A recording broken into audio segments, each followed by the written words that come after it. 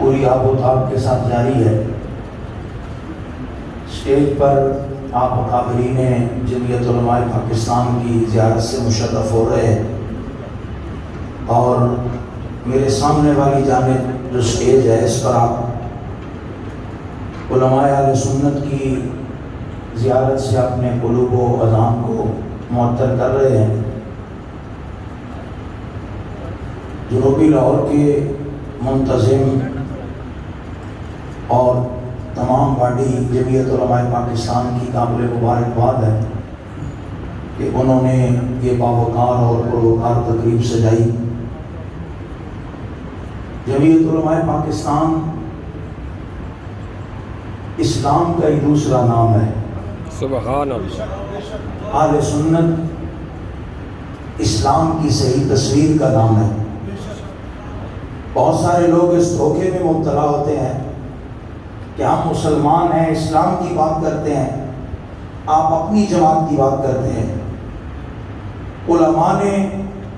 ہر دور میں، ہر زمانے میں امت کو متنبہ کیا، امت کو بتایا کہ جو لوگ اسلام کی چلتی پھرتی تصویر ہیں، جن کے کردار سے اسلام تمہیں چھلکتا ہوا نظر آتا ہے، اور کتابوں سے نکل کر چوکوں پر، چوراہوں پر، مسجد میں، محراب و ممبر میں، گھروں میں جو تمہیں اسلام کا عملی کردار نظر آتا ہے، ان لوگوں کو ہی اہل سنت و جماعت کہا جاتا ہے۔ اور صحابہ کرام رضوان اللہ تعالیٰ علیہ اجمعین سے لے کر آج تک جن لوگوں نے امام الانبیاء صلی اللہ تعالیٰ علیہ وسلم کی سنت کی دعوت دی، اور جنہوں نے لوگوں کو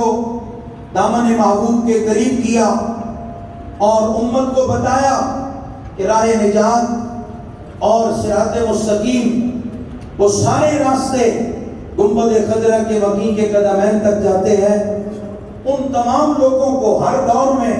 ہر زمانے میں اہل سنت و جماعت ہی کہا جاتا ہے۔ اور ختم نبوت یہ اسلام کا بنیادی عقیدہ ہے، اور سارے انبیاء نے اپنی قوموں کو امام الانبیاء صلی اللہ تعالیٰ علیہ وسلم کی ختم نبوت، جہاں آپ کی نبوت کی دعوت دی، جہاں انہوں نے لوگوں کو بتایا کہ مدینہ طیبہ کی سرزمین پر امام الانبیاء صلی اللہ تعالیٰ علیہ وسلم کی ہجرت گاہ ہوگی اور آپ کا روضہ پاک ہوگا، وہیں ہر نبی نے اپنی قوم کو یہ بھی بتایا کہ جب آمنہ کے لشتے جگر اس کائنات میں آئیں گے تو پھر اس کے بعد قیامت تک اللہ کوئی اور نبی اور رسول نہیں بھیجے گا۔ وَقَانُوا يَسْتَفْتِحُونَ، کہ قرآن پاک میں ہے کہ امام الانبیاء صلی اللہ تعالیٰ علیہ وسلم کی جلوہ افروزی سے پہلے، آپ کی تشریف آوری سے پہلے، آپ کی جلوہ گری سے پہلے، جب کبھی بھی یہود و نصارہ کو مشکل پڑتی، جب کبھی بھی ان پر ابتلا کا دور آتا، جب کبھی بھی ان میں وبائی امراض پھوٹتے، جب کبھی بھی انہیں سیلاب کی تکالیف کا سامنا کرنا پڑا یا کوئی اور مشکل آئی، انہوں نے جب رب کے حضور اپنا دامن سوال دراز کیا تو ان دعاؤں میں ایک التجا یہ بھی ہوتی تھی کہ اے رب کائنات، تجھے خاتم النبیین کی عزت و حرمت کا واسطہ، تمہیں نبی آخر و زمان کی توقیر کا واسطہ، مولا ان کے وسیلے اور صدقے سے ہماری یہ مصیبت دور فرما دے۔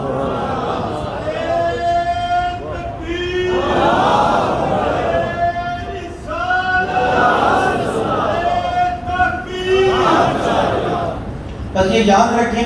جیسے ان بزرگوں نے نعرہ لگائے، نعرے ویسے محفل کو جذبات دلاتے ہیں، جوش دلاتے ہیں، لیکن بہت طویل جلسہ ہو تو ظاہر منتظمین محفل نے اعلان کر دیا 9:30 بجے تک انشاءاللہ ہم یہ تقریب وائنڈ اپ کریں گے، تو آپ کی طرف سے کوئی ویسے مطالبہ نہیں آیا،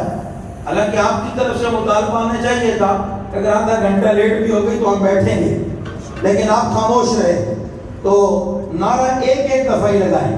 بے شک سارے لگائیں، یہ اہل سنت کی پہچان ہے، مگر اب موضوع گفتگو نہیں، میں منصب نبی فقتلوہ تک نعرہ تکبیر سے آپ کو یہ تاریخ بھی بتاتا کہ نعرہ تکبیر کب لگایا، نعرہ رسالت کب لگایا،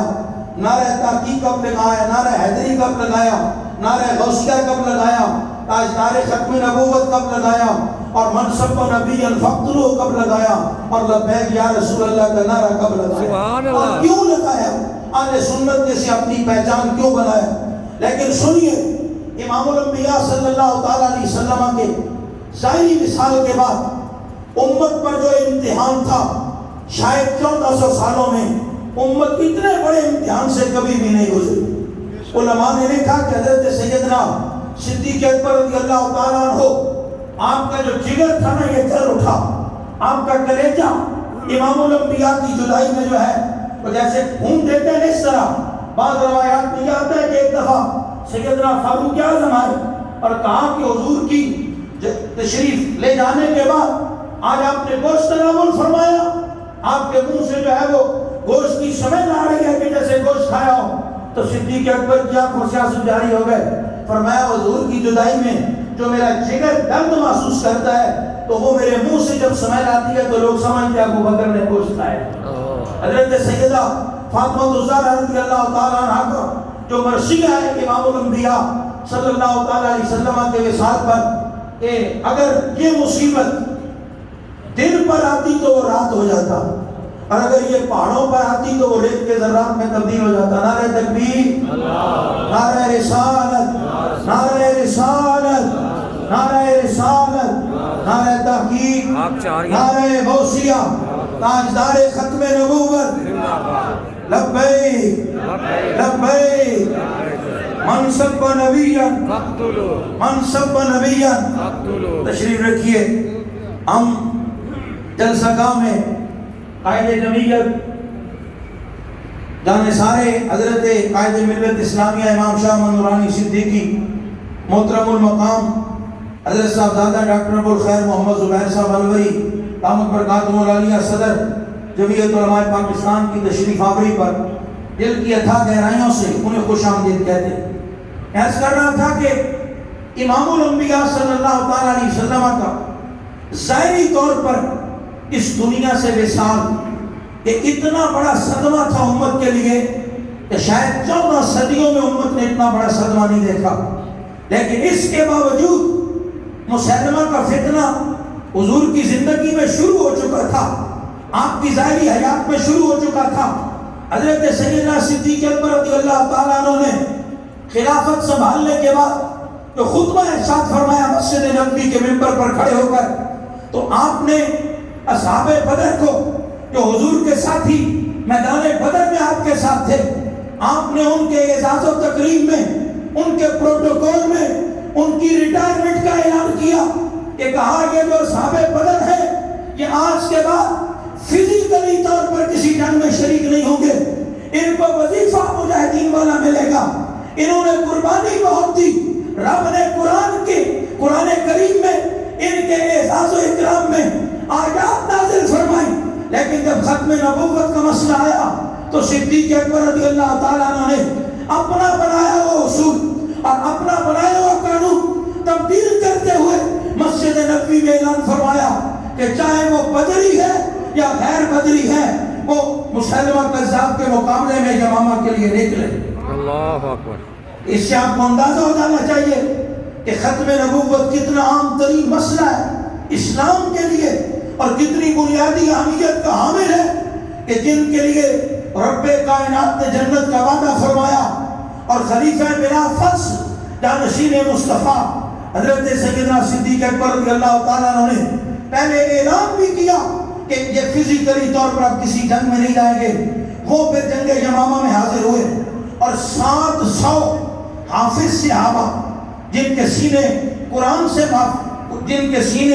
قرآن کے نور سے معمور تھے، اور ویسے اس جنگ میں 1200 صحابہ شہید ہوئے۔ اور علماء سیرت نگار اور محدثین نے کہا کہ تمام غزوات میں اور تمام جنگوں میں سب سے زیادہ تعداد میں جس جنگ میں صحابہ شہید ہوئے وہ جنگ یمامہ ہی ہے۔ اس سے آپ کو ختم نبوت کی اہمیت کا اندازہ ہوتا ہے۔ اور پھر جن کے ہم مقلد ہیں سراج الامہ امام الائمہ امام اعظم رضی اللہ تعالیٰ عنہ، چونکہ رہتی دنیا تک آپ کے جو اصول تھے امام الانبیاء صلی اللہ تعالیٰ علیہ وسلم کی امت کی آسانی کے لیے، تو وہ رہتی دنیا تک قیامت تک لوگوں کے لیے مشعل راہ ثابت ہونے تھے۔ آپ کی خدمت میں مسئلہ پیش ہوا کہ اگر کوئی آدمی دعوی نبوت کرے تو وہ لوگ اس سے مناظرہ کرنا چاہتے ہیں، اس سے دلیلیں مانگ رہے ہیں کہ بتاؤ تم نبی ہو تو کیسے نبی؟ حضرت امام اعظم نے فتویٰ لکھ کے دیا، فرمایا جو مدعی نبوت سے حضور کی ختم نبوت کے بعد اگر کوئی دعوی نبوت کرے، فرمایا جو اس سے نبوت مانگے، فرمایا وہ شخص بھی دار اسلام سے خارج ہو جائے گا، وہ بھی کافر ہو جائے گا، اس لیے کہ اس نے نص قرآن میں شک کیا۔ جب رب نے فرمایا ما کان محمد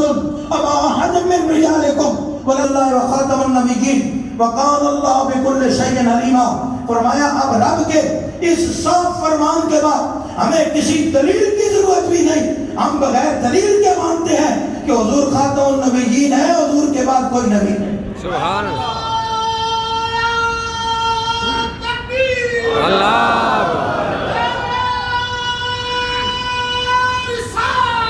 یا رسول اللہ،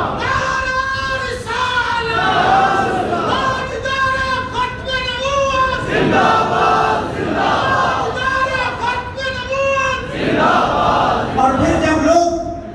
فتنہ قادیان میں، وقت کے دامن میں گنجائش نہیں، میں اختصار سے کام لے رہا ہوں، جب قادیان سے فتنہ برپا ہوا اور لوگ ابھی تذبذب کا شکار تھے، آج لوگ اپنی کتابوں میں خیانت سے کام لیتے ہوئے، جھوٹ بولتے ہوئے کہ پاکستان میں ختم نبوت کا کام ہم نے شروع کیا۔ میں نے کہا تم تو اتنے یتیم تھے کہ جب تم نے عالمی مجلس سے ختم نبوت بنائی اور ختم نبوت پر کام شروع کیا تو تمہارے پاس ہندوستان کے اپنے کسی بڑے کا کوئی قول موجود نہیں تھا۔ تم نے اہل سنت سے، امام اہل سنت اعلیٰ حضرت فاضل بریلوی کا فتویٰ ادھار لے کے 5 سال عالمی مجلس سے ختم نبوت کا کام چلایا۔ تم امام احمد رضا کے فتوے چھاپ کے لوگوں کو بتاتے رہے کہ مرزا قادیانی کافر ہے۔ میں نے کہا تم نے کام بھی ادھار سے چلایا، اب تانے بھی ہمیں مارتے۔ زندہ اعلیٰ حضرت سے سوال ہوا، سنیے بعض باتیں ایک ایک جملہ جو ہے وہ بہت ساری کتابوں پر بھاری ہوتا ہے۔ اعلیٰ حضرت فاضل بریلوی رحمۃ اللہ علیہ کی خدمت میں سوال آیا، اور یہ سوال اس